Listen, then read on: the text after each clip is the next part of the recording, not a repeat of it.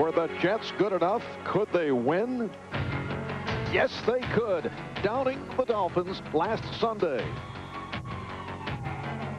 For a change, they were the ones smiling. They made the big plays. They had the other guys reeling. But the doubts linger. Have they captured that winning spirit? Can they unleash it today in the dog pound against the Browns, a team that comes off its worst season in franchise history? From the embarrassment of last season's failure, Cleveland has rediscovered the emotions of winning. Is this team really in second place? Are the Browns back? What a difference a year has made for Bernie Kosar. Today, the Jets and the Browns find out if they are for real. NBC Sports presents the National Football League. Today, it's the New York Jets versus the Cleveland Browns. It is a brisk 47-degree day in Cleveland. The wind conditions may be a factor later on. This stadium can be difficult for the quarterbacks and the kickers. Hi, everybody. I'm Marv Albert, and we are delighted to welcome back Paul McGuire, coming off the injured reserve list, coming back from successful heart bypass surgery. Paul, looking very good. Feel good. But the interesting thing is, usually when you come off injury reserve, you're either traded or cut. You know, I never quite thought of it in that manner. Good, nevertheless, the Jets come off the impressive victory over Miami last week. They've played well the last 3 weeks, and they have done it by coming up with what is now the #1 rushing attack in the National Football League. It's tremendous and almost unheard of. You've got 4 rushers in the top 20 in the AFL or AFC.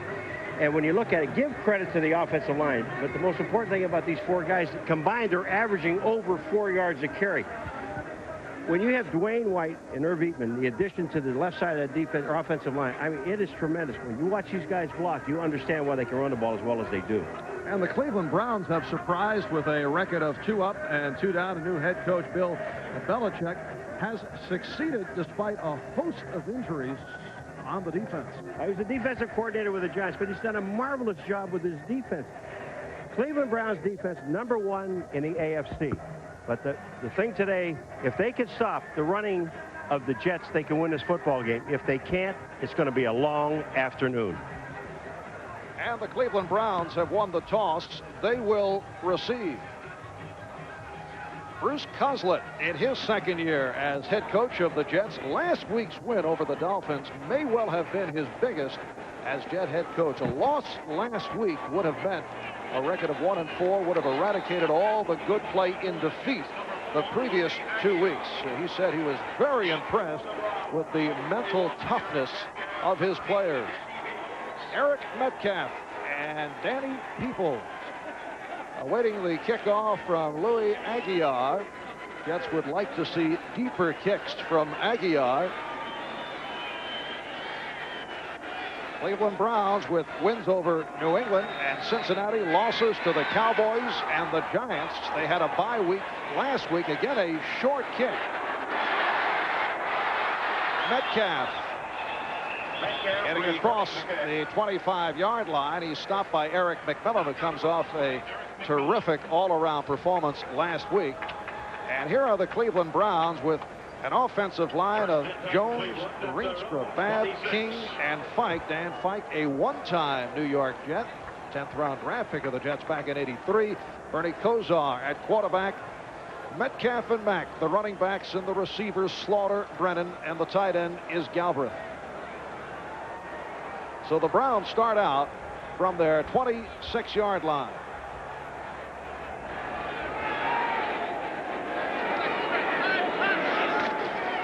And Kosar to the air on first down.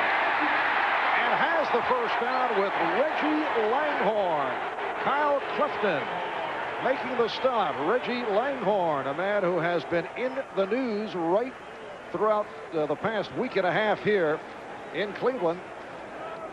Reggie Langhorne was inactive for the Browns last game against the Giants.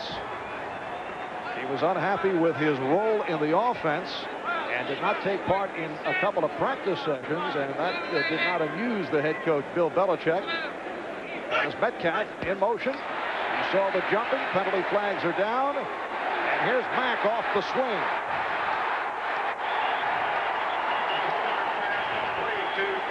Lonnie Young, the free safety, making the stop on Kevin Mack. And a penalty marker is down. The referee is Johnny Greer. Lagerman was the man that was offside, unless there was movement by the offensive line.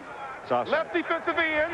All right. It's declined. Yesterday, we talked to Pete Carroll about what to expect with the Browns. The one thing he said, they had a week off to prepare. We are planning on them coming out in 3 wide. And that's exactly what the Browns did, and they're going to play it with a basic defense. Browns now with a 2nd down and 2. And here's Joe Morris. And he's short of the first down. Joe Kelly made the stop.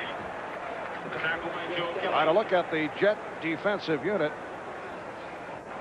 Up front, Washington with Mersereau and Bird and Lagerman. Mersereau back from a sprained ankle. He sat out last week.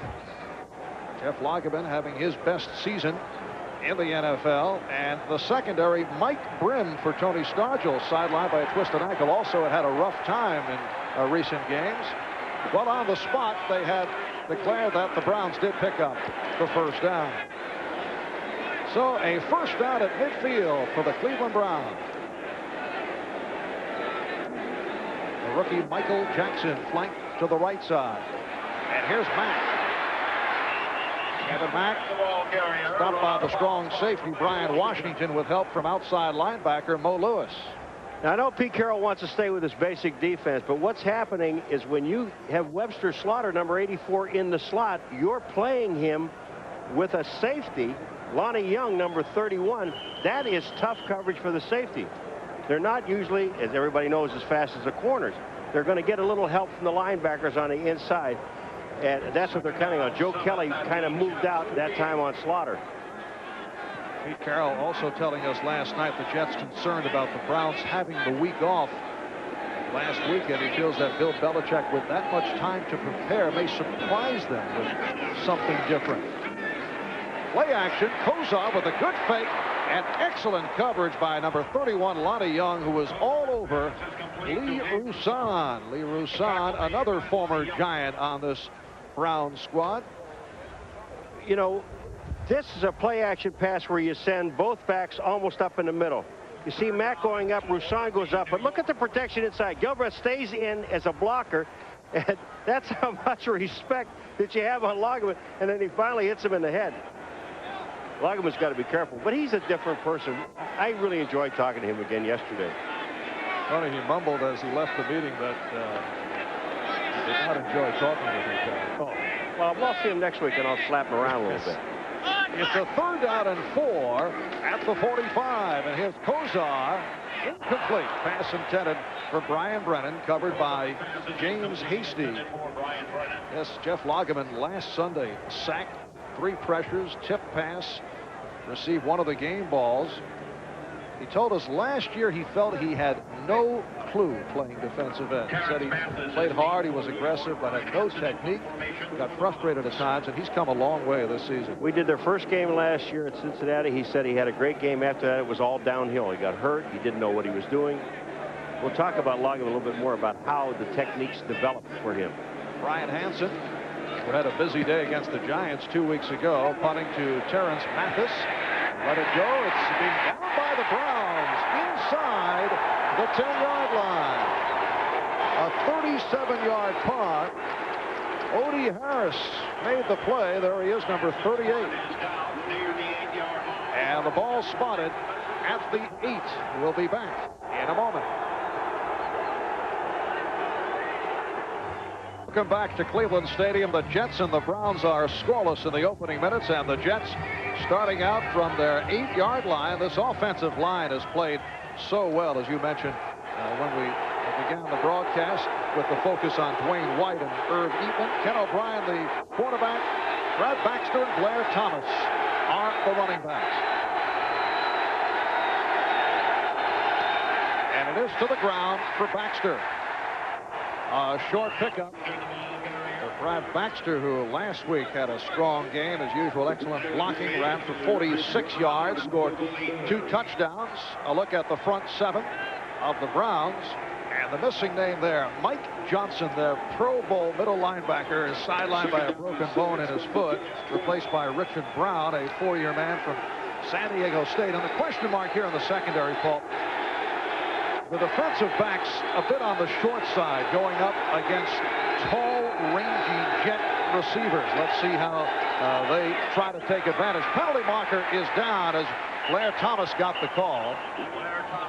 These defensive backs are conducive to play in Houston with all those little 5'9" and 5'6" players, and you're absolutely right. You don't be surprised to see the thing. We got the Jets in motion. Don't be surprised to see them throw that ball up for Tune and Moore. I said in the opening, and I apologize about Dwayne White and Irv Eatman on the illegal motion, left side of the line, still second down. On the left side of the offensive line, they're obviously on the right-hand side of the offensive line. The New York Jets are the second most penalized team in the NFL. Tampa Bay passing them by last week. This is an important stat. That one and turnovers, giveaways and takeaways, Marv, are 2 of the most important stats that I find team-wide. And the Browns have done exceptionally well in the giveaway takeaway category, something that was a problem area a year ago. Second down and 11. O'Brien and the tight end Boyer able to make the catch in traffic. He was hit down by Richard Brown. Richard Brown, as a linebacker, could not play the play any better. He had Boyer covered all the way. But the nice part about it is that O'Brien had all the time that he wanted to throw the ball. They opened the middle up. The offensive line opened the middle up, gave him the throwing lane, and he found the receiver. And Ken O'Brien comes off an exceptional game last week against Miami, in particular throwing on first down, connecting on 7 of 8 on first down plays, and he had the play action working so well. 85 more in motion. And Baxter has the first down.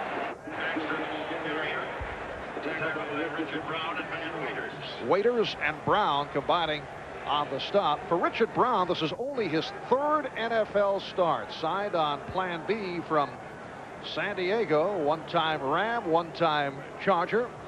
And he's playing for the injured Mike Johnson. Mike Johnson is, you said it before, is a big loss to this team because he is their, if you want to call it that, running linebacker. He is the guy that plugs up the middle. You've got Michael D. Perry in the middle. You've got help there. But Johnson was the guy that really solidified that whole middle. Now the Jets first down from the 21. Two to the right, more left.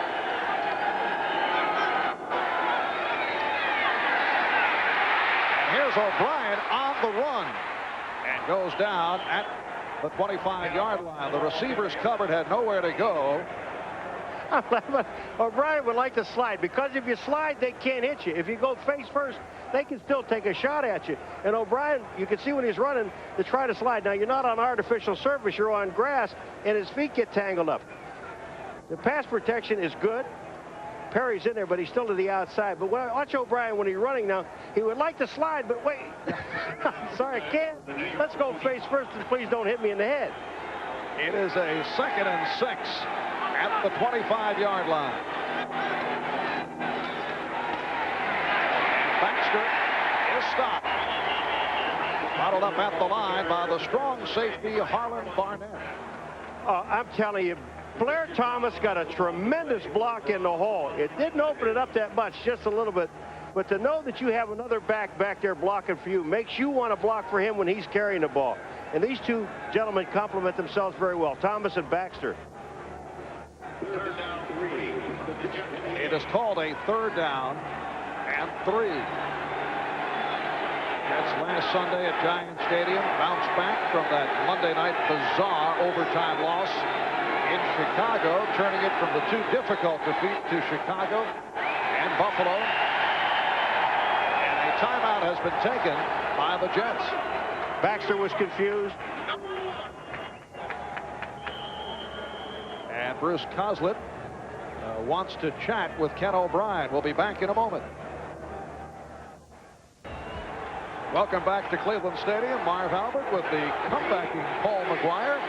Paul making his return this afternoon. The Jets and the Browns are no score. It's a 3rd down and 3. And Brad Baxter gets the call once again and looks to be short.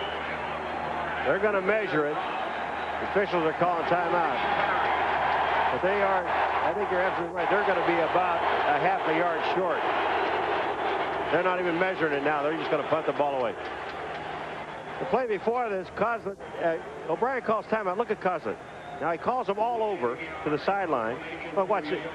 Calls everybody over.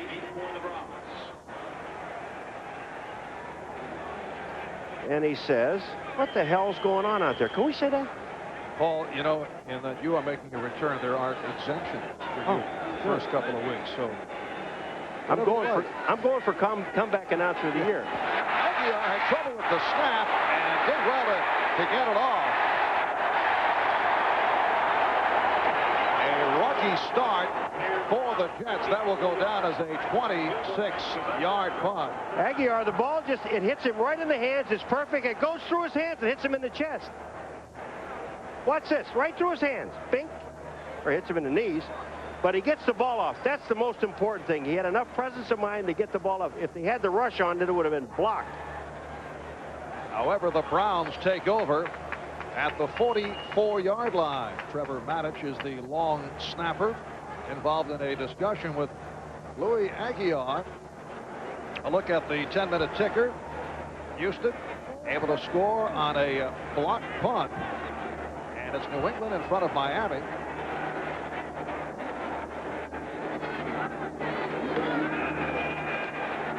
And Kosar looping it out, completing to Webster Slaughter, his favorite receiver. Lonnie Young, the free safety, made the stop. You got Lonnie Young is the free safety making the stop, and Brim is going to come up to help a little bit after the ball is thrown. But Lonnie Young has Slaughter man on man. Kosar and the Cleveland Browns, you must throw the football. They're playing a basic defense with 4 defensive backs, and you've got 3 wide receivers. Go ahead and throw to them. It is a 2nd down and 4. And here is Metcalf. Metcalf picking up the 1st down. James Hasty on the stop. Eric Metcalf averaging only 2.3 per carry.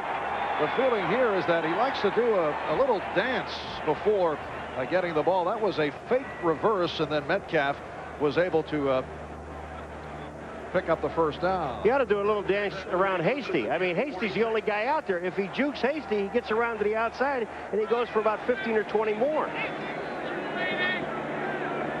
Criticism has been a little bit too much movement by Eric Metcalf. Here's Mack. And he is collared back behind the line by Marvin Washington. In effect, too much dancing by Metcalf, not enough running. 5 minutes, 10 seconds remaining. In this first quarter, the Browns and the Jets are scoreless. And the Browns now looking at a 2nd down and 12 from the Jet 48. The other thing about Metcalf, Marvin, he is very light, very small, and most guys can bring him down with just one hand. I mean, he's not a power runner. They know that, so they've got to get him in the open. Now Slaughter flanked to the left side. That is Metcalf, number 21, in motion. Off the play fake. Looked like the ball was deflected. Kevin Mack made the catch, but it is called incomplete.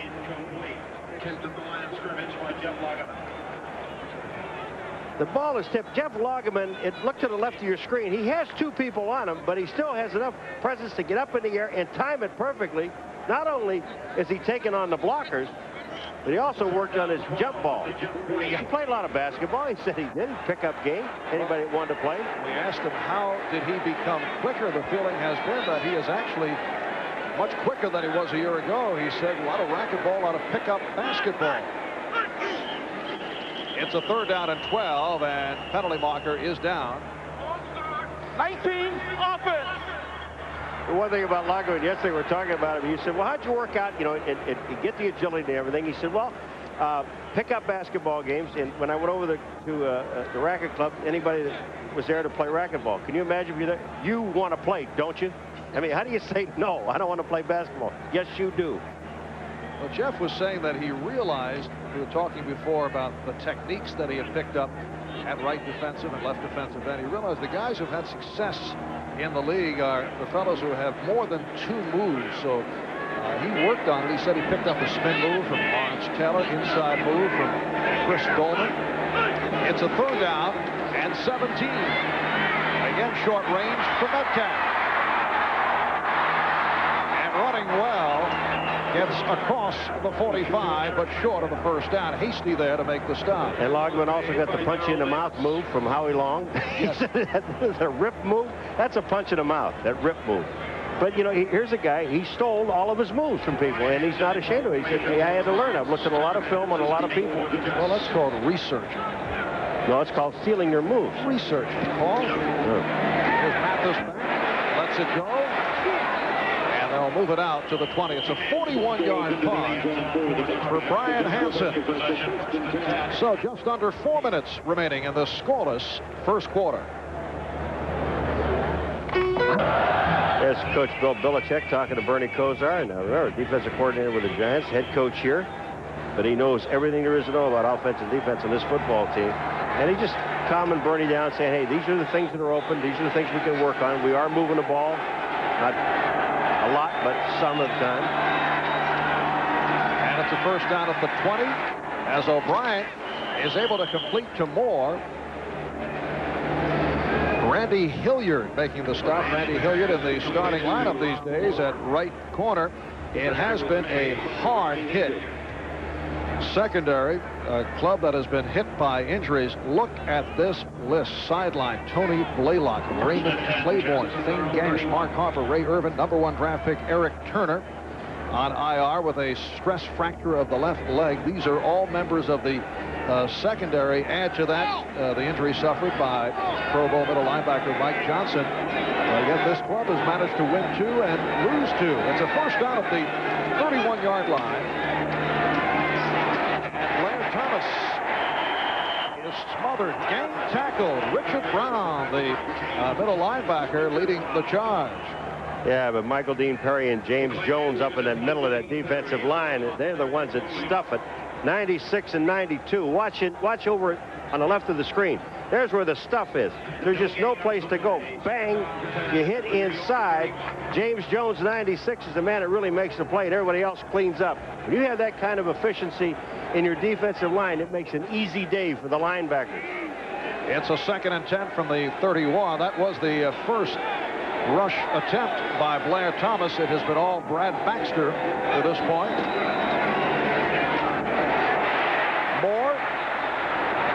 Rob Moore, tackled by Frank Benefield.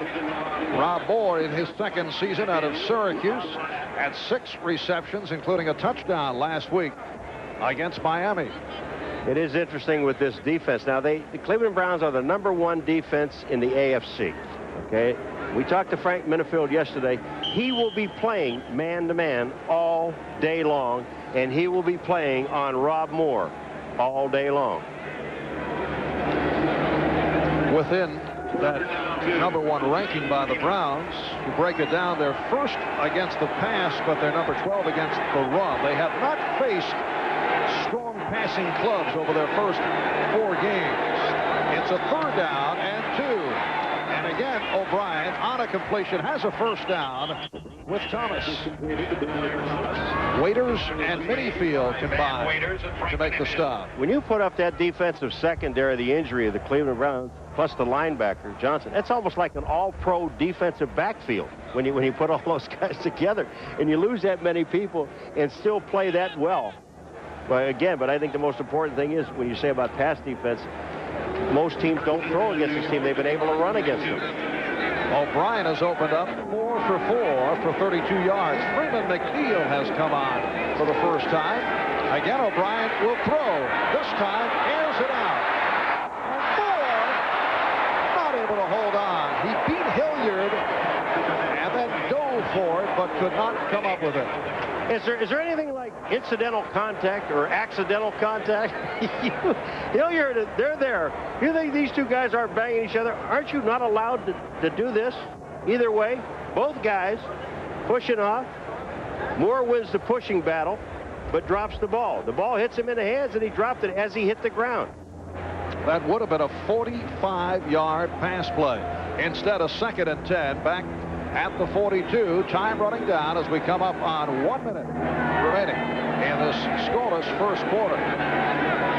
Chris Burkett and Dale Dawkins have come on as the receivers flank to the left side. It's back to the ground, and McNeil is stopped at the 42 by Anthony Pleasant. Freeman McNeil last week huffed and puffed his way to a 58-yard run. You going to say huffed and puffed? That was a great run. I was watching it. That was a terrific run. It was a very nice-looking run. A couple of pretty spin moves, but Freeman heard it from his teammates when he huffed and puffed his way to the sideline. I know. Nothing is sacred on the football field, believe me, especially amongst your teammates. It's a 3rd down and 9 at the 43. Beautiful play fake, and the completion to Boyer, who got rocked. It's a 1st down for the Jets. The combination of Barnett and Minifield with the pop on the tight end, Mark Boyer. That goes for 14 yards. When you run play action and you're running the ball, your team that runs, watch what happens when you fake and then you bootleg. Watch Perry. Perry gets turned around, but watch him. He still doesn't quit, and you still have 3 people blocking Perry. Doesn't get close to O'Brien, and gets the ball downfield to Boyer. That's going to be the end of the quarter.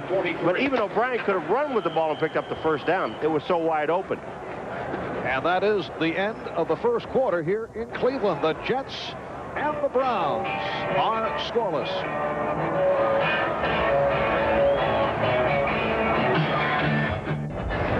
A brisk day in Cleveland. Nice scoring. A little 45-degree weather. Paul, you can take it. I was here in July. It was 30. You are in mid-season form. Yeah. You missed a beat. Second quarter underway, and they give us to Brad Baxter. Stopped by the strong safety Harlan Barnett. As we look back over the stat picture in the first quarter as supplied by Mr. Stats Elliott Kalb. Look at this. No turnovers, no sacks, no scores, 3 punts. Nothing. And the biggest gain, a 14-yarder. And not a whole lot of entertainment either. I myself have enjoyed it, Paul. I just watched Brad Baxter go up into the hole. I love the way he runs. He goes directly where the play is called. If they say the 2-hole, the 3-hole, either side of the center, I mean, he's there. He doesn't hesitate. A 2nd down and 4 at the Cleveland 37. And here's Baxter again, and he is submarine at the 35-yard line. Brad Baxter, the ball carrier, the tackle by Anthony Pleasant. Baxter, that time, he heads for the hole when he's going. Now, watch what he does. He goes to the hole. This time, he looks. The hole is not there, so he sees him pushing the lineman down the line of scrimmage. He goes back to the left side, and he trips over his own man, but the hole was there. He found the opening. It's a 3rd down and 1 at the 34. This is the 10th play of the drive for the Jets. This has been typical of the Jets, who are leading the NFL in time of possession, and the 1st down collected by Baxter after the snap was fumbled by O'Brien. Good things happen to teams that concentrate. And Bruce Coslet told us this team is really concentrating on winning football games. O'Brien drops the ball. Baxter has enough presence of mind to wait until O'Brien picks the ball up, and then they pick up 7 yards on top of it and the 1st down. That's concentration. So Baxter has run the ball 7 times. Thomas only 1 time. Correction, the Jets lead the AFC in time of possession. They are 3rd overall in the NFL. 1st down at the Cleveland 30. And this one does not work, as Baxter was hit behind the line of scrimmage. Good second effort. Van Waiters made the stop. Brett Baxter feels, although he is listed as a running back, he is more like a guard in particular. The way he blocks, Jim Sweeney said Baxter is big enough to be a guard. He has become the master of what is called the pancake. Anytime someone is flattened with a block, it's called a pancake in NFL player parlance. His pancake block last week helped unleash Freeman McNeil on that 58-yard run. Well, now you have two backs in the backfield. You have Blair Thomas and Baxter, and they do complement each other very well. They block well for each other.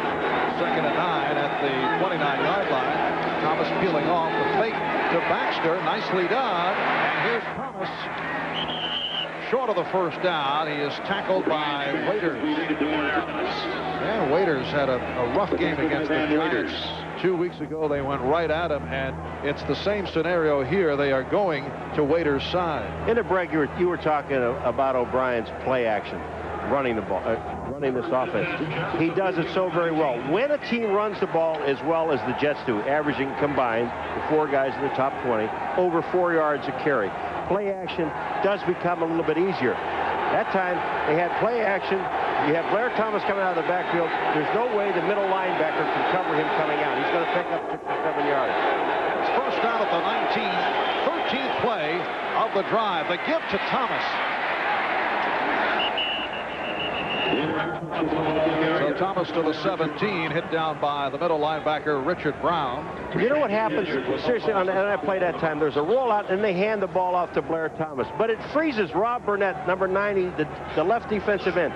He's coming in. What he has to look at first, is it a run or a pass? It looks like a pass. Here comes number 90, Burnett. Watch him when he comes across the line of scrimmage. Now he has to stop for a second. He has to look at the quarterback. By that time, the tackle can block him, and it enables Thomas to go downfield and pick up 3 yards. Jets have a 2nd down and 7. Ken O'Brien has opened up 6 for 7 for 55 yards.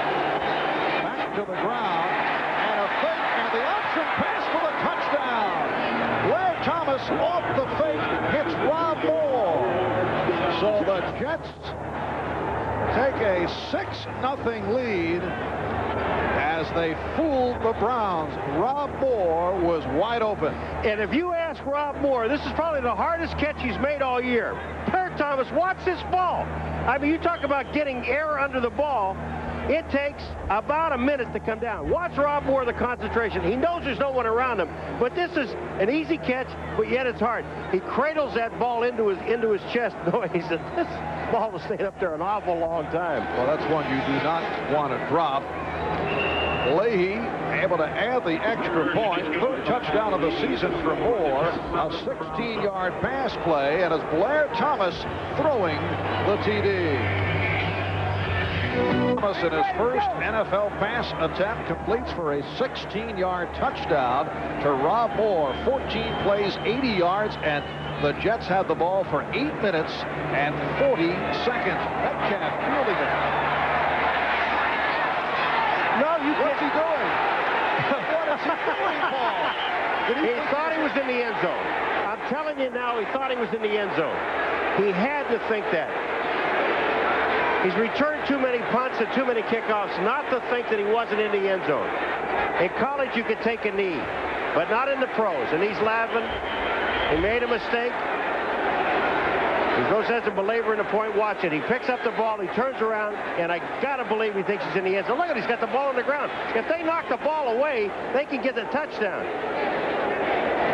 Well, that's one we're going to see on the highlights throughout the week. And a curious play by Eric Metcalf just a moment ago. Again, not to belabor the point, I had to believe that Metcalf, as many returns he's had, believed he was in the end zone when it happened. But he did have enough presence of mind to pick the ball up, and so did he get the touchdown. So the Browns start out from their 3. They're trailing the Jets by the score of 7-0. Are able to complete to Mack, who gets across the 10, stopped by the rookie linebacker, Mo Lewis. I love the call. I love the call. You run a little play action down there and throw the football. Not necessarily to go deep to get a touchdown, but to get away from the goal line and hit a back. Kevin Mack, who is wide open, coming out of the backfield, and they pick up about 8 yards on the play. It's a great call. Browns with a 2nd down and 2 from the 11. And Reggie Langhorne has checked back in, replacing the rookie Michael Jackson. Giving Liz Taylor away today? He's a busy guy today. Boy, they got to get him out of here in a hurry. Going for the cheap yards. Off the draw, Mack. Ankle tackled. He tried to get outside, but Dennis Byrd was right there. All right, a look at the Fram 10-minute ticker. Houston with a 7-0 lead. Minnesota 7-zip on Detroit. And New England with a 7-0 lead on the struggling Miami Dolphins. Seattle up over Cincinnati 7-0. Guess who the boo was for? Metcalf came in the game. Langhorne departs. Cleveland with 5 rushes for only 7 yards to this point. They have a 3rd and 1 from the 12. They have the 1st down. Kevin Mack able to pick it up, covered up by Marvin Washington. Kevin Mack earlier this year bothered by a sprained left ankle, says he's all right. He is the inspirational leader of the offense, making it back from drug problems. Had a solid year last season in his 7th campaign out of Clemson. It is a 1st down of the 15 for the Browns, who were not scheduled last week. It was their bye week. The previous week they lost to the Giants 13-10 at Giant Stadium. Their offense has been limited. The running game has suffered. Their defense has played very well. And again the draw for Mack. Kyle Clifton makes the stop. Bernie Kosar's either got to give the ball to Metcalf or throw the ball to Metcalf to get him off the hook. Because every time he does anything, until he does something well, they're going to boo him. And the crowd is reacting to this dormant Cleveland Brown offense. 7.5 to go in the 1st half. Marv Albert with Paul McGuire from Cleveland Stadium. And it's the Jets with a 7-0 lead.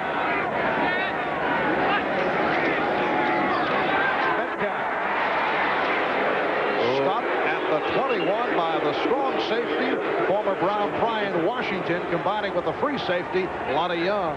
See what I'm talking about? No matter what happens, until Metcalf does something to exonerate himself, taking a knee on the 1-foot line, they're going to boo everything he does. Got to do is throw him the ball over the middle, break 2 tackles, and run 75 yards for a touchdown. Would help. Paul writing the script. Well, I'm just trying to help the guy out. It's a 3rd down and 3 at the 22-yard line. 88, Langhorne in motion. Kosar had the time, and it's dropped. Brennan could not hang on. Wouldn't have had the 1st down anyway. I mean, how do you need 3.5? How do you throw a 2-yard pass?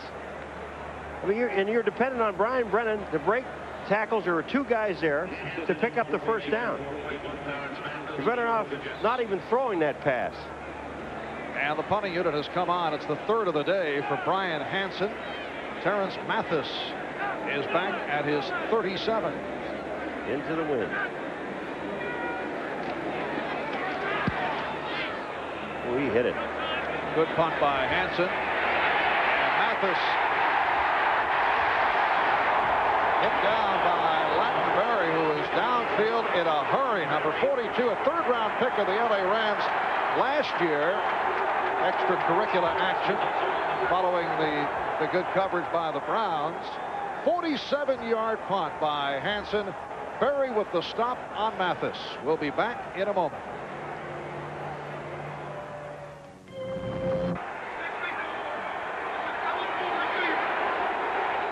Well, the punt by Brian Hansen bailing out the Browns, who started out 1st down from the 3 following the miscue by Metcalf.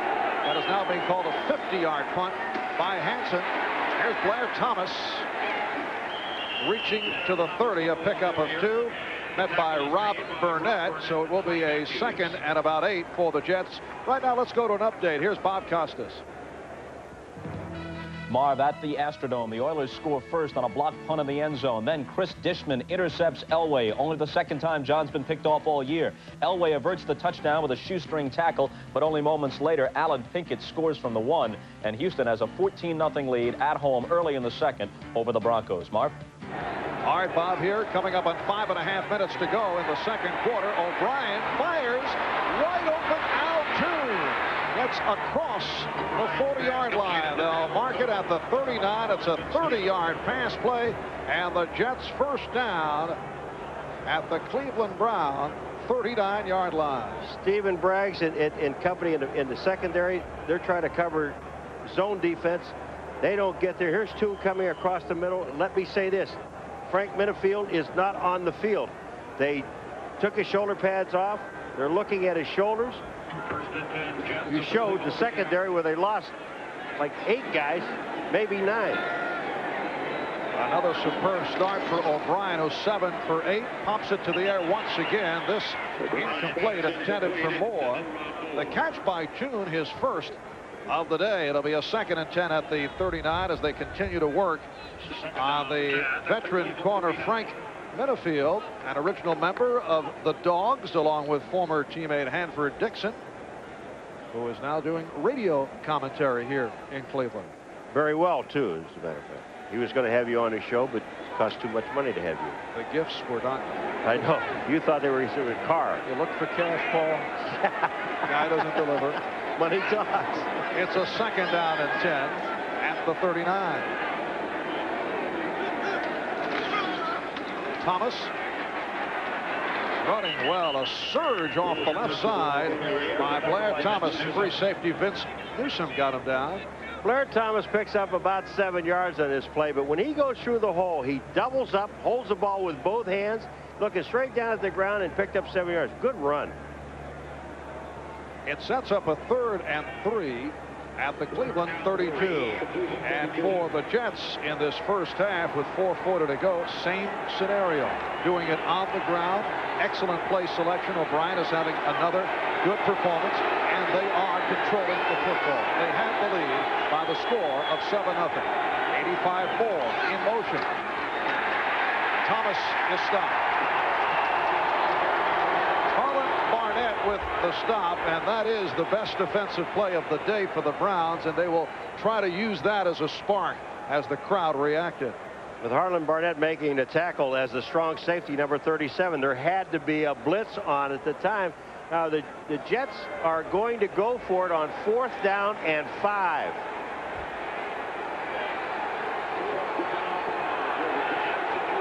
I mean, they've got the wind at their back, and it would be a 51-yard field goal. That's confidence in your defense if they run this play.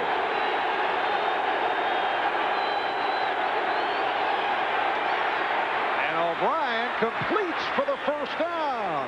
Al Toon on the reception in front of Randy Hilliard. Now, Al Toon, who goes 6'4", has a good 5 inches on Randy Hilliard. Again, remember now that Frank Minifield is out, so they're working on the corners that are not used to playing these big guys on the outside, and Al Toon gets wide open, but the most important thing is O'Brien's throw. Kozla, do you like it? Yes, I like it. Yes, I'm not going to get overexcited because we didn't score, but I like the first down. Well, going on a 4th and 5, there's Frank Minifield heading back to the Browns locker room. And O'Brien is now 8 for 10, 94 yards. It's a first down at the 25-yard line. Baxter in motion. O'Brien for Moore. O'Brien's pass complete. Moore on the screen was tripped up by Stephen Braggs. I watch Baxter run in motion. Now, you know he's not going to get the ball. Honest, folks, you really do it when you're sitting up here, and if you're sitting in the stands, and if you're a defensive back, you know he's not going to get the ball because he almost ran off the field. I mean, he got so far he had to slow down and stop. And there's no way they're going to get the ball to him. Now, Baxter goes out to the left. He's going out. He's going out. Center the ball, please. Do something. I'm not in the play. I'm almost off the field. And look, they don't even cover him. They're not going to throw it to him. At 2nd and 3 at the 18.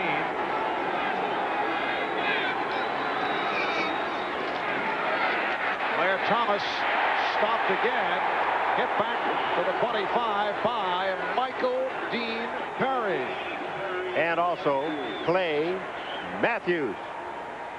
Michael Dean, 92. Here he comes in. Baxter tries to get a block on the right-hand side. That doesn't happen. But watch this. Here's Matthews and Michael Dean. He spins off a White and just turns right back into the play. Super defense by the line and linebacker. And we have 2 minutes remaining in this first half. Jets with a 7-0 lead. 5 at the Cleveland 20. They lead the Browns 7-0. 2 minutes remaining in the first half. O'Brien with the time going end zone for Moore, and a penalty marker is down. Stephen Braggs on the coverage of Rob Moore. There's Braggs in his 5th year out of Texas. For a while he was the starter at right corner in the absence of the injured Raymond Claiborne. And we'll get the call from the referee, Johnny Greer. I don't think it's on him. I think it's on Randy Hilliard, 39, for holding. Holding. 39 defense. Yeah. He was holding Altoon way upfield. Now, you know, we asked about that holding penalty. You're not allowed to hit him past 5 yards. Well, that time Randy Hilliard grabbed Altoon way upfield. Well, the Jets with a first down at the 15. Baxter is the lone deep back. Baxter.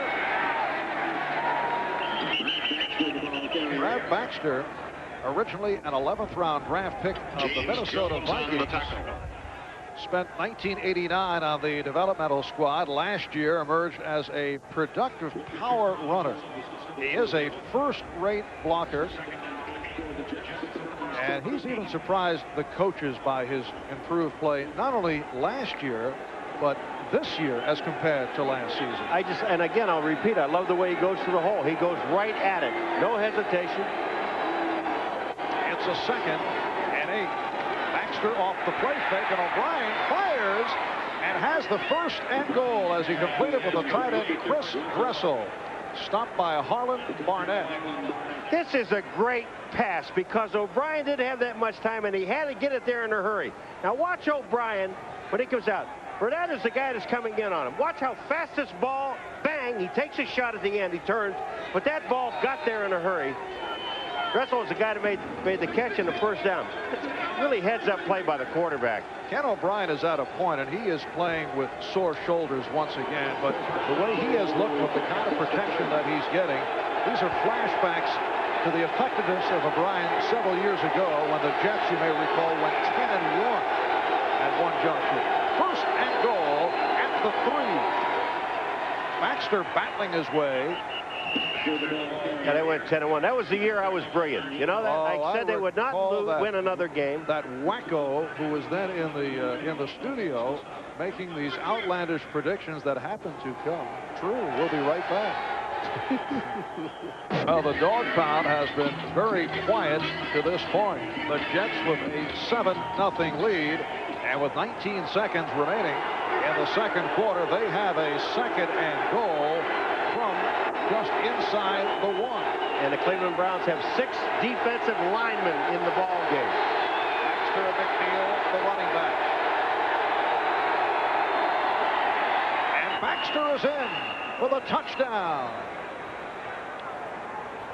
Good block by McNeil, and Baxter has scored his 4th touchdown of the season. Bad guess by Richard Brown, the linebacker, number 52.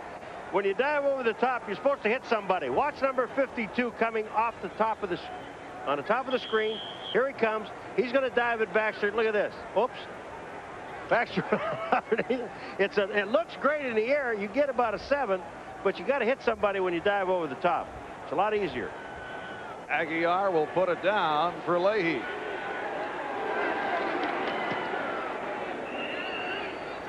So the Jets with a 14-0 lead on the Browns with 16 seconds remaining. First half. Bruce Coslett and his Jets leading Cleveland now 14-0. They just went 12 plays, 68 yards, and they had the ball for 5 minutes and 59 seconds. In this first half, they've had it for nearly 20 minutes. The Browns for about 10 minutes. And I'm one of those guys, I don't believe in time of possession unless it's what you do at that time. And And Leahy put it on the ground. Scott Galbraith, one of the up men, able to field it. We're down to 13 seconds remaining in this first half. Coming up at halftime, back to the studio for the Domino's Pizza NFL Live halftime report. Bob with O.J. and Bill Parcells. And Bob will be chatting with Howie Long of the Los Angeles Raiders. I'm looking forward to it. Let's see that move that he makes that Lageman stole. First, you mentioned about the Jets. I picked them to go lose 5 in a row. They did. But you know what they gave me yesterday? Several years back. That's right. You know what they gave me yesterday? They gave me an autographed football welcoming me back. And that, I almost cried. Almost cried. It's a first down at the 34. Wait a second, Paul. Langhorne, the intended receiver. Short-armed the ball. But these, I mean, it was very nice of the Jets. They're very sincere, great players on this team. And we'll get to talk about Chris Burkett later on in the second half. He was at Buffalo for a while. Nice defense. They're down by the goal line. Final seconds of the half. And the completion to Brennan. And a timeout is taken with 2 seconds remaining. So the Browns take the timeout. One thing the Browns, again, we talked about at the beginning, in order to beat the Jets, 2 things have to happen. First of all, you have to stop the running game. They haven't really done that. And 2, you got to throw the ball. Much more than just 3 or 4 plays in a drive. Bernie Kosar is going to have to step back and just throw the ball the second half in order to beat these Jets and complete some passes. Well, coming up next on most of these NBC stations, it'll be game 2 of our NFL doubleheader. And you'll see San Diego and the L.A. Raiders going at each other at the Coliseum in Los Angeles. We suggest you check your local listings. And Todd Wilcox has checked in at quarterback, making his first appearance of the season. Second-year player out of Syracuse coming on for Bernie Kosar. Bernie's just standing there. There's nothing wrong with Bernie that we can see. There are no turning. Oh, he's got the arm. There was the Hail Mary tossed up there, and it is broken up. Pass intended for Michael Jackson. Wow, something new in the NFL. The Hail Mary quarterback. We just found him. Yes, another specialist. So they go for the long-range bomb from Wilcox coming on for Kosar. That's the end of the first half. Jets with a 14-0 lead.